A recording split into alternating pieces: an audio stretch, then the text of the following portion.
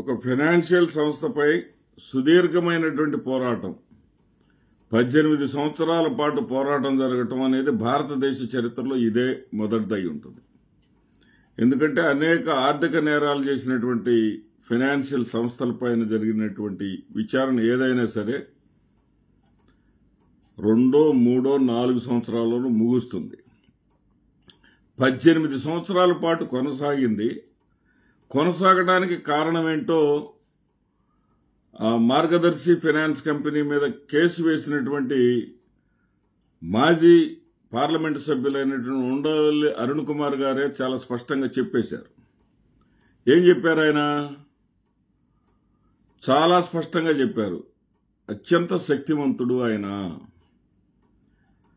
ఆయన కాంగ్రెస్ పార్టీకి తాను వ్యతిరేకంగా పోరాడుతున్నందుకే తన మీద రాజకీయ వెండెట్టాతో కేసులు వేశారని చెప్తున్నప్పటికీ కూడా ఆ కాంగ్రెస్ పార్టీలో కూడా చాలా మంది ఆయనకు సన్నిహితమైనటువంటి నాయకులు ఉన్నారు.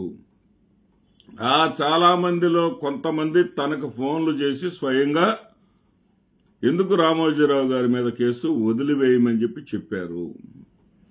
రామోజీరావు గారికి ఒక్క కాంగ్రెస్లోనే కాదు అన్ని పార్టీలలో కూడా ఆయనని గౌరవించేవాళ్లు, ఆయనని అనుసరించేవాళ్లు, ఆయనని మహాశక్తివంతుడిగా గుర్తించేవాళ్లు ఉన్నారు అని ఆయన చెప్పారు. అది వాస్తవం అనేది ఇన్నాళ్లు జరిగినటువంటి ఆయన మరణించేంత వరకు కూడా ఈ కేసు తేలకుండా ఉండే విధంగా ఉన్నదంటే ఇక అంతకన్నా సాక్ష్యం మరొకటి మనం విడిగా ప్రత్యేకించి చెప్పాల్సినటువంటి అవసరం లేదు.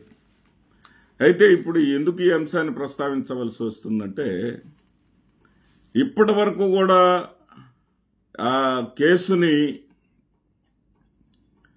అసలు ఎవరు కంప్లైంట్ ఇచ్చిన వాళ్లే లేరు అంటారు. అసలు కంప్లైంట్ ఇచ్చింది కూడా ఉండవల్లి అరుణ్ కుమార్ గారు పార్లమెంటు సభ్యుని హోదాతో ఇవ్వలా. తన తల్లిగారికి సంబంధించినటువంటి చిట్టు దాంట్లో ఉన్నది. దానికి సంబంధించి ఆయన కేసు వేశారు. కేసు వేసేటప్పుడు అన్ని ఆధారాలతో ఆయన కేసు వేశారు.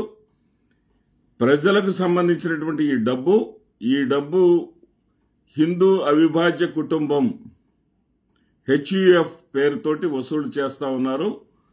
ఆ విధంగా వసూలు చేయటం ఒక తప్పు. వసూలు చేసిన దాంట్లో కొంత భాగాన్ని రిజర్వ్ బ్యాంకులో డిపాజిట్ చేయాలి.